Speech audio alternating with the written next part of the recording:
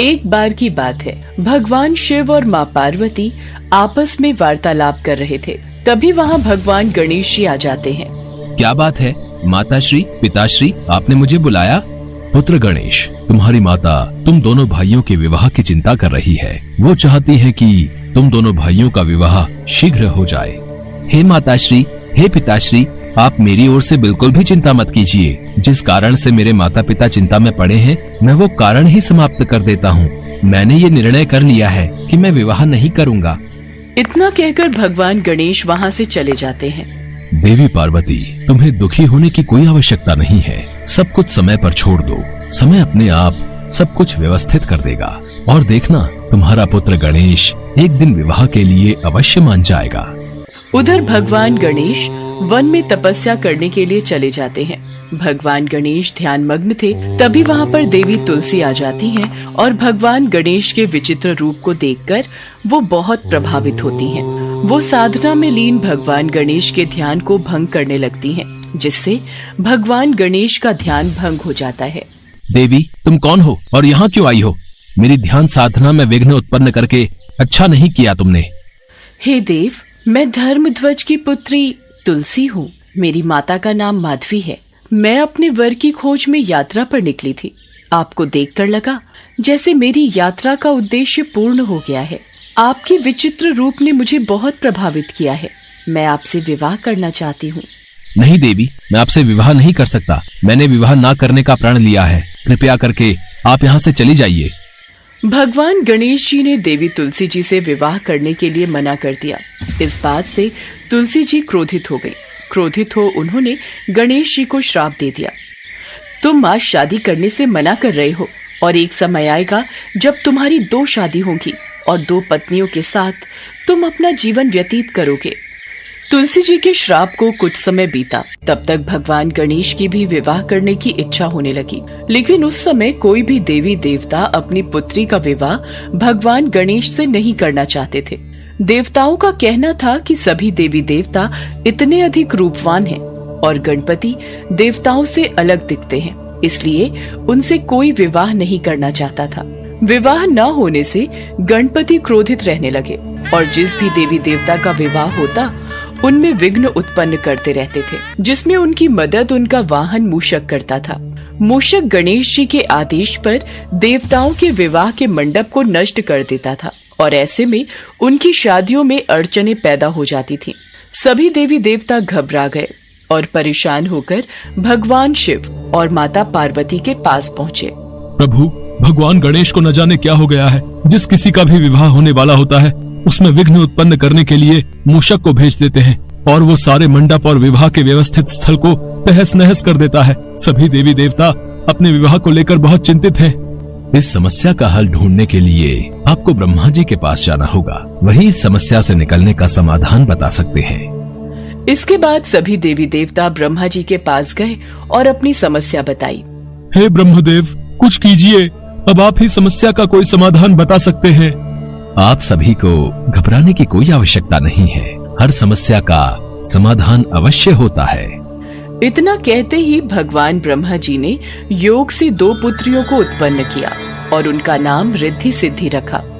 मैंने तुम दोनों को जिस उद्देश्य से उत्पन्न किया है वो तुम दोनों को सदैव स्मरण रखना है। रिद्धि सिद्धि, तुम दोनों पुत्रियों को ध्यान रखना है कि जब भी भगवान गणेश किसी देवी या देवता के विवाह में विघ्न डालने लगे उस समय उनका ध्यान किसी और विषय पर केंद्रित कर देना, ताकि गणेश जी की वजह से विवाह में विघ्न न आए। जी ब्रह्मदेव, हम आपकी इस बात को सदैव स्मरण रखेंगे।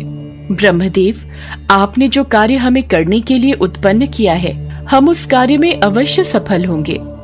इसके बाद ब्रह्मा जी रिद्धि सिद्धि को लेकर गणेश जी के पास पहुँचे। भगवान गणेश, मैं चाहता हूँ आप मेरी दोनों बेटियों रिद्धि और सिद्धि को शिक्षा का ज्ञान दीजिए। ये तो मेरा अहोभाग्य है ब्रह्मदेव, मैं इन दोनों को शिक्षा अवश्य दूंगा। ब्रह्मा जी के कहने पर भगवान गणेश रिद्धि सिद्धि को शिक्षा देने लगे। एक दिन जब भगवान गणेश रिद्धि सिद्धि को ज्ञान की बातें समझा रहे थे, तभी वहाँ उनका वाहन मूषक आ जाता है। प्रणाम प्रभु, मैंने पता लगाया है स्वर्ग लोक में फिर किसी देवता का विवाह होने वाला है। मुझे आज्ञा दीजिए कि मुझे क्या करना है। प्रभु, मुझे ये प्रश्न समझ नहीं आ रहा। कृपया करके मुझे इस प्रश्न को भली भांति समझा दीजिए। रिद्धि, पहले मुझे गणेश जी से प्रश्न पूछने दो। पहले मैंने उनसे प्रश्न किया है। अरे तुम दोनों आपस में यूँ झगड़ा ना करो, मैं तुम दोनों के प्रश्नों का उत्तर दूंगा। प्रभु का ध्यान तो मेरी ओर है ही नहीं, तो ठीक है, मैं भी अपने में मस्त रहता हूँ। कुछ समय तक इसी तरीके से रिद्धि सिद्धि गणेश जी का ध्यान दूसरे विषयों पर लगाती रही। एक बार गणेश जी की नजर अपने वाहन मूषक पर गई। तुम यहाँ बैठकर लड्डू खा रहे हो? तुम्हें तो मैंने देवताओं के विवाह में विघ्न डालने का कार्य सौंपा हुआ था। प्रभु, मैंने आपको कई बार स्मरण कराने की कोशिश की, पर रिद्धि सिद्धि आपका ध्यान अपनी ओर केंद्रित कर देती थी और आपके आदेश के बिना मैं कोई कार्य नहीं कर सकता प्रभु। इसी कारण सभी देवी देवता किसी भी विघ्न के बिना अपने विवाह को संपन्न कर रहे हैं। भगवान गणेश को ध्यान आया कि रिद्धि सिद्धि की बातों में लगकर सभी देवी देवताओं का विवाह हो गया और वो अविवाहित रह गए, तो उन्हें बहुत क्रोध आया। इसका पता लगने पर भगवान ब्रह्मा जी रिद्धि सिद्धि के साथ गणेश जी के समक्ष प्रकट हुए। हे गणेश, आप अपने क्रोध को शांत कीजिए। मैं आपके समक्ष अपनी दोनों पुत्रियों रिद्धि सिद्धि के विवाह का प्रस्ताव लेकर आया हूँ। कृपया करके इसे स्वीकार कीजिए। भगवान गणेश ने ये प्रस्ताव स्वीकार किया। इसी के साथ देवी तुलसी का श्राप सच साबित हुआ। भगवान गणेश के 2 विवाह हुए और उनकी 2 पत्नियां रिद्धि और सिद्धि हुईं, जिनसे उनके भविष्य में 2 पुत्र शुभ और लाभ भी हुए। साथ ही एक पुत्री यानी देवी संतोषी भी हुई।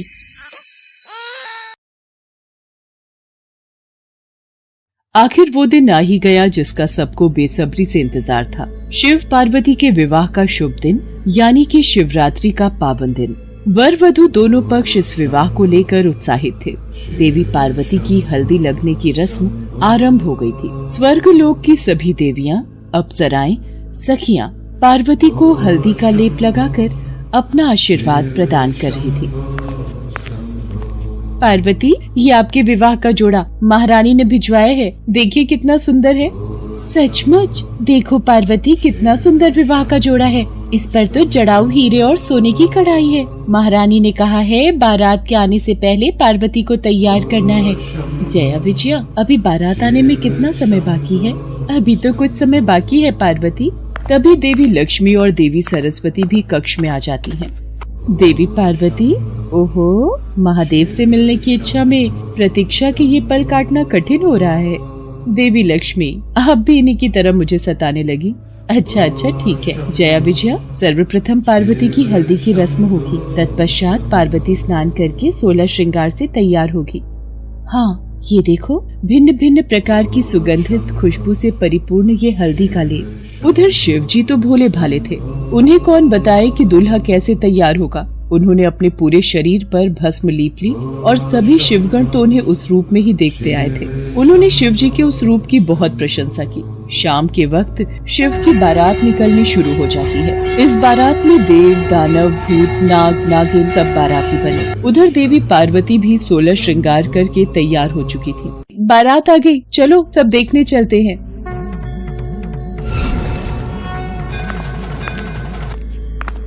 पार्वती, महादेव ये कैसा हुलिया बनाकर आ गए हैं। भूत प्रेत पिशाच संग लिए मानो ऐसे ही चले आए हैं। मैं तो उनके सामने नहीं जाऊंगी। डर के मारे तो मेरे हाथ पांव कांप रहे हैं।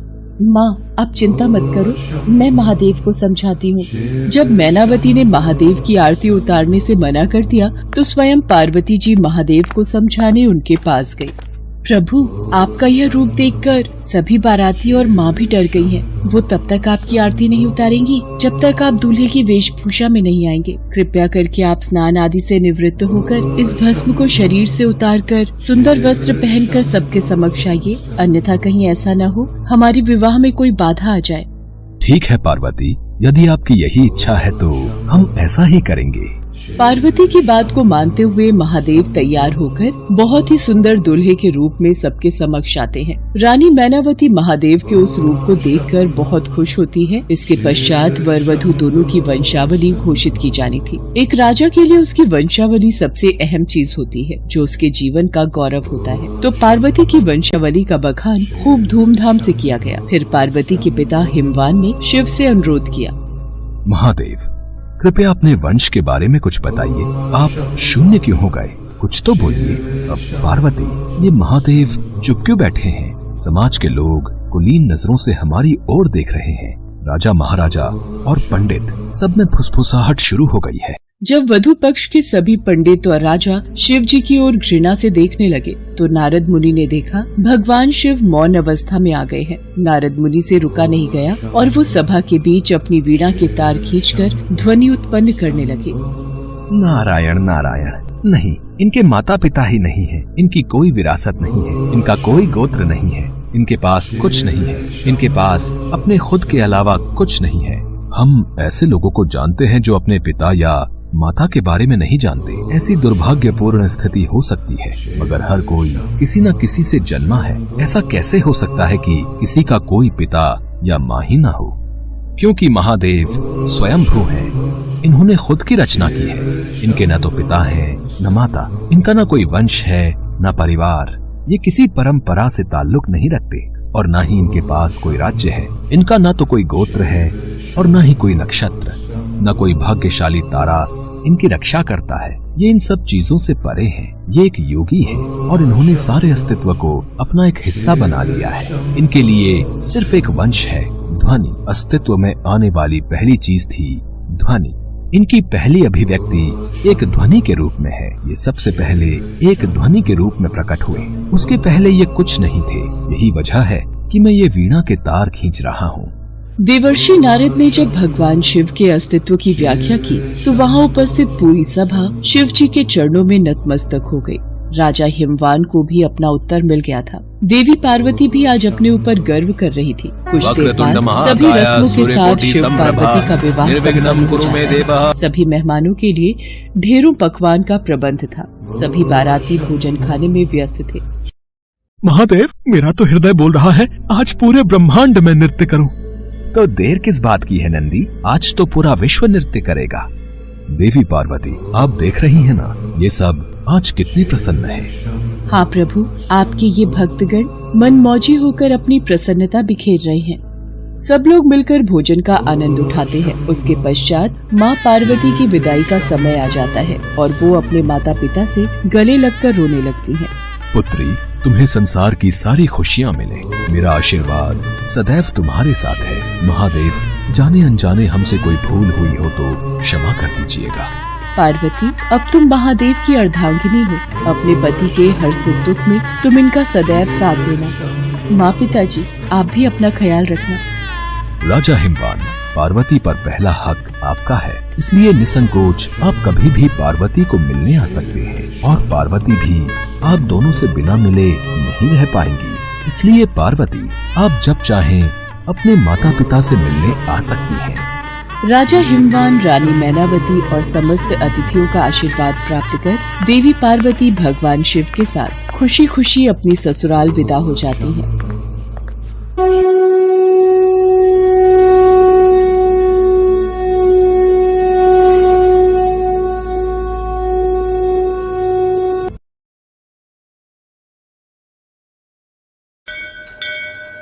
पंडित जेठानंद जी भगवान भोलेनाथ के बहुत बड़े भक्त थे। वो वाराणसी में रहते थे। शिव मंदिर में एक पुजारी के पद पर वो कई वर्षों से सेवा कार्य कर रहे थे। शिव पुराण, शिव व्रत उद्यापन, शिव चालीसा और शिव भजन कीर्तन आदि की पूजा विधि का कार्य वो भली भांति संभालते थे। अरे पंडित जी, आज आप बड़ी सुबह सुबह ही तैयार हो गए। सुशीला, आज किसी के घर में सावन सोमवार की पूजा है तो वो शिव पुराण का पाठ करवाना चाहते हैं, इसलिए मंदिर में पूजा कार्य करके सीधा उन्हीं के घर चला जाऊंगा। आने में शाम हो जाएगी। पंडित जी शिव मंदिर में पूजा करके उन लोगों के घर पहुंचते हैं जहां शिव पुराण का पाठ करवाना था। पूजा की तैयारी के बाद वो भगवान शिव के लिए एक आसन लगाते थे और उसके सामने एक त्रिशूल और डमरू स्थापित करके पूजा शुरू करते थे। ये जेठानंद पंडित जी का नियम था। अरे ये पंडित जी, पूजा से पहले एक आसन, ये त्रिशूल और ये डमरू क्यों स्थापित करते हैं भाई? जेठानंद पंडित जी से जब भी पूछते हैं, वो यही कहते हैं कि जब वो पूजा करने लगते हैं तो स्वयं भगवान शिव उनकी पूजा सुनने के लिए इस आसन पर विराजित होते हैं। ये तो श्रद्धा भाव है पंडित जी का, तभी तो विश्वास के साथ ये आसन लगाते हैं, है कि नहीं? पंडित जेठानंद पूजा करवा कर घर आ जाते हैं। आ गए आप, चलो भोजन कर लो। अब कल से तो आपको मंदिर में भी समय लगेगा। शिव मंदिर में भक्तों की भीड़ लगनी शुरू हो जाएगी। हाँ, कल शिवरात्रि है तो सभी कावड़िए शिवलिंग पर जलाभिषेक करेंगे। दूर दूर से शिव मंदिर में लोग पूजा करने आते हैं। भक्तों की भीड़ रहेगी कल तो।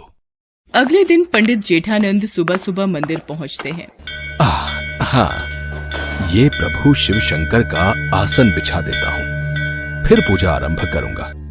अब पंडित जी, कोई बहुत पहुंचे हुए महाराज शिव मंदिर में दर्शनों के लिए आ रहे हैं। उनके पीछे भक्तों की भीड़ भी है। आइए महाराज आइए, आज शिवरात्रि के पावन अवसर पर इस मंदिर की शोभा बढ़ाइए। स्वामी महाराज की जय, स्वामी महाराज की जय। सबका कल्याण हो। पहले हम मंदिर में थोड़ी देर विश्राम करना चाहेंगे। अच्छा, तो ये आसन हमारे लिए बिछाया है। अति सुंदर, अति सुंदर। क्षमा कीजिए स्वामी महाराज, ये आसन तो मैं भोलेनाथ के लिए सजाता हूँ। वो मेरी पूजा में अपनी हाजिरी देकर उसे संपूर्ण करते हैं। मूर्ख, कभी भगवान भी ऐसे आसन पर आकर बैठ जाएंगे? ये असंभव है, ये तुम्हारा पागलपन है। मेरा विश्वास है, जो कई वर्षों से मैं ये आसन बिछाता हूँ और मुझे पता है भगवान शंकर सदैव मेरी पूजा में इस आसन पर विराजमान होते हैं। अच्छा, तो फिर प्रमाणित करके दिखाओ पंडित जी कि सच में भगवान शंकर इस आसन पर बैठते हैं। स्वामी महाराज, भगवान में आस्था और विश्वास ही हमारी पूजा को सफल बनाता है। इधर उधर की बातें मत करो पंडित जी, मुझे प्रमाण दो कि इस आसन पर शंकर महाराज विराजित होते हैं। मैं भी तुम्हारी भक्ति में शक्ति देखना चाहता हूँ कि तुम में भला ऐसा क्या है जो सिर्फ तुम्हारे कहने पर भगवान स्वर्गलोक को छोड़कर यहाँ तुम्हारी पूजा में बैठने आ जाते हैं। स्वामी महाराज, आपको प्रमाण चाहिए तो मुझे कल तक का वक्त दीजिए। पर मैं कैसे विश्वास कर लूं कि पंडित जी आप कोई चालाकी नहीं करेंगे?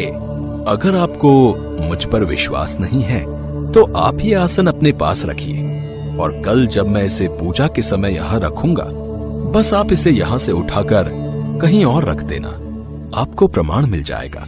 ठीक है, यदि तू सच्चा भक्त होगा तो मैं तेरा सेवक बन जाऊंगा, और यदि तू असफल रहा तो तू इस मंदिर को छोड़कर चला जाएगा। मुझे आपकी शर्त मंजूर है स्वामी महाराज। स्वामी महाराज को आसन सौंपकर पंडित जी घर आ जाते हैं। लोग इस विषय में बातें करने लगते हैं। पता नहीं भाई, अब कल देखते हैं किसकी जीत होगी और कौन हारेगा। भाई, पुजारी जी बरसों से इस मंदिर की सेवा कर रहे हैं। उनको विश्वास होगा भगवान शंकर पर, तभी तो इतनी बड़ी बात कह दी। देखते हैं कल क्या होगा। उधर स्वामी महाराज अपने एक चेले से बातें करने लगते हैं। मुझे पता है, ये पंडित बरसों से मंदिर में चढ़ रहे दान दक्षिणा पर कुंडली जमाए बैठा है। अब इस पंडित की सच्चाई सबके सामने लाने का वक्त आ गया है। स्वामी महाराज, आपने बिल्कुल सही शर्त रखी है। कल इस पंडित का भांडा फूट ही जाएगा। हाँ, फिर तो सब लोग आपकी वाहवाही करेंगे। हाँ। पंडित जेठानंद भी घर आ जाता है। सुशीला पूछती है। पंडित जी उसे सारी बात बताते हैं। सुनो जी, आप तो भगवान भोलेनाथ के परम भक्त हो, और भोले भंडारी के होते हुए आपको चिंता की क्या आवश्यकता? हाँ सुशीला, मैंने तो सब कुछ भोले बाबा पर छोड़ दिया है, और मैं जानता हूं वो मेरे विश्वास की लाज जरूर रखेंगे। पंडित जी भगवान शंकर को याद करते हैं। हे भोलेनाथ, हे परमेश्वर, कल आपके भक्त की परीक्षा है और मुझे पता है कि आप मेरी सहायता जरूर करेंगे। अगले दिन पंडित जेठानंद मंदिर पहुंचते हैं। स्वामी महाराज पहले से ही मंदिर में पहुंचे हुए थे। आइए पंडित जेठानंद जी, आप ही का इंतजार हो रहा था। चलिए, ये रहा भगवान शिव का आसन, लगाइए इसे और पूजा शुरू कीजिए। देखें भगवान यहाँ विराजेंगे या नहीं। ओम नमः शिवाय, ओम नमः शिवाय। हे शिव शंकर, यदि मैं सच्चे हृदय से आपका नाम लेता हूँ, यदि मैंने अपने शिव शंभू की सदैव सच्चे मन से पूजा की है, तो मेरे भोलेनाथ आज यहाँ विराजो। हे नीलकंठ, आज यहाँ विराजो। पंडित जी शंकर भगवान का स्मरण करके मंत्र जाप कर रहे थे। स्वामी महाराज तो बस इसी इंतजार में थे कि कब पंडित जी का विश्वास टूटे और वो पंडित जी को झूठा साबित करें। तभी स्वामी महाराज, यदि आपको लगता है भगवान शंकर इस आसन पर नहीं बैठे, तो क्या आप इस आसन को उठाकर दूसरी जगह रख सकते हैं। अरे इसमें कौन सी बड़ी बात है। रुको, अभी इस आसन को वहां सामने रख देता हूँ। दूध का दूध, पानी का पानी अभी हो जाएगा। अरे ये आसन उठ क्यों नहीं रहा। ये तो टस से मस भी नहीं हो रहा।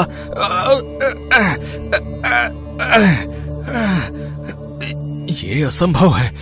अरे मैं तो जोर लगा रहा हूं, ये आसन उठाना मेरे लिए मुश्किल है। तो क्या सचमुच भगवान शंकर इस पर बैठे हुए हैं। तभी स्वामी महाराज को महसूस होता है जैसे किसी ने उनके हाथ को ही छिटक दिया हो। वो घबरा जाते हैं और पंडित जी से क्षमा मांगते हैं। सब लोग इस चमत्कार को देखकर आश्चर्य में पड़ जाते हैं। हे महादेव, आप सचमुच इस आसन पर बैठे हैं, मुझे यकीन हो गया। पंडित जी मुझे माफ कर दीजिए, आपकी भक्ति जीत गई, मैं गलत था। आप तो सचमुच भगवान भोलेनाथ के सच्चे भक्त हो। नहीं नहीं स्वामी महाराज, भगवान शंकर के लिए सभी भक्त एक समान हैं। बस विश्वास और लगन की आवश्यकता होती है। भगवान शंकर ने पंडित जेठानंद का विश्वास टूटने नहीं दिया। स्वामी महाराज को पता चल गया था कि पंडित जेठानंद की भक्ति में बहुत शक्ति है और वो शक्ति सभी के पास होती है। बस उसमें श्रद्धा का दीपक जलाने की जरूरत होती है।